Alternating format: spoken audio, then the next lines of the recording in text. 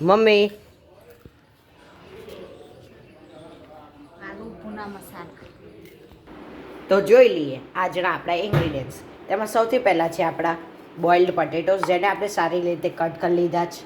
પછી આ છે આપણું 1 વાટકી દહીં. પછી આ શું છે? ડુંગળી ક્રશ કરેલી. પછી ટામેટું. આ છે આપણી શિમલા મિર્ચ. પછી આ છે આપણી સમારેલી પ્યાજ. ત્યારબાદ છે આપણી કસૂરી મેથી. આ છે ધાણા જીરું પાવડર. પછી આ છે મરચાં અને લસણની પેસ્ટ. અને આ છે આપણો ચાટ મસાલો. અને આ છે આપણા રેગ્યુલર સ્પાઇસીસ. અને જે આપણું તેલ છે એને આપણે ગરમ કરવા મૂકી દીધેલ છે. હવે આપણું તેલ સારી રીતે ગરમ થઈ ગયું છે, તો એમાં આપણે સમારેલી ડુંગળી એડ કરીશું.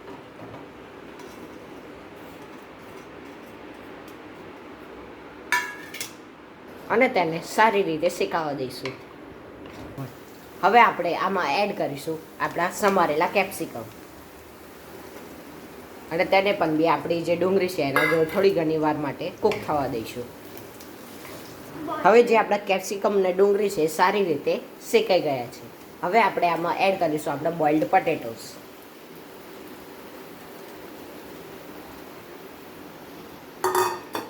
અને તેને પણ બી આપણે સારી રીતે કૂક થવા દઈશું.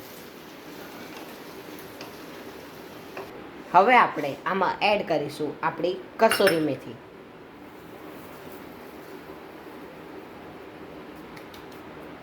ત્યારબાદ આપણે એડ કરીશું ચાટ મસાલો.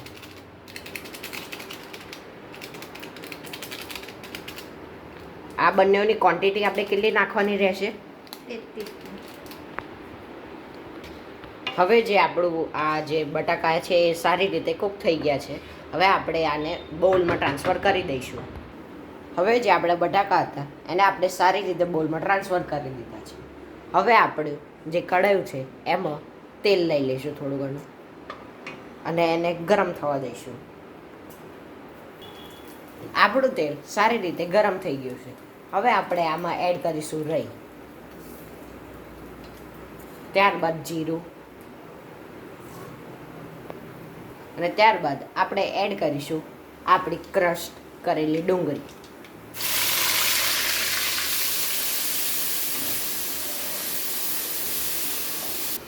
ત્યારબાદ આપણે એડ કરીશું મરચાં અને લસણની પેસ્ટ.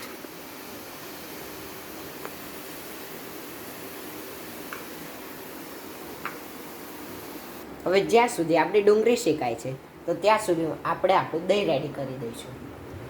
તો એમાં આપણે પહેલાં નાખીશું ધાણા જીરું પાવડર. ત્યારબાદ આપણે આમાં એડ કરીશું હળદર, કાશ્મીરી લાલ મરચું,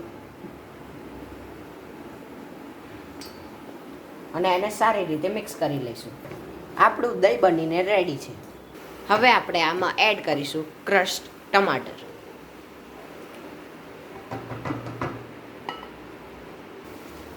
ત્યારબાદ હવે આપણે એડ કરીશું આપણા રેગ્યુલર સ્પાઇસીસ, જેમાં સૌથી પહેલાં હળદર, ત્યારબાદ સ્વાદ અનુસાર મીઠું,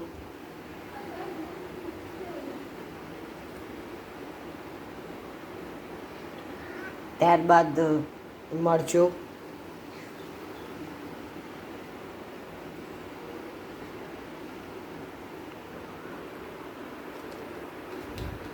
અને ત્યારબાદ આપણો ગરમ મસાલો. ત્યારબાદ આપણે એડ કરીશું આપણું પ્રિપેર કરેલું દહીં.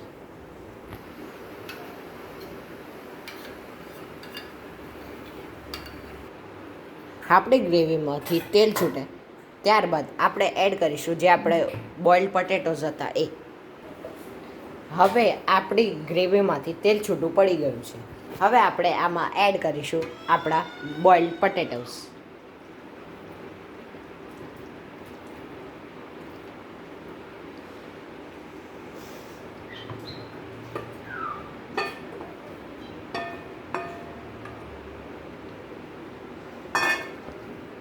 ત્યારબાદ આપણે એને સારી રીતે મિક્સ કરી લઈશું.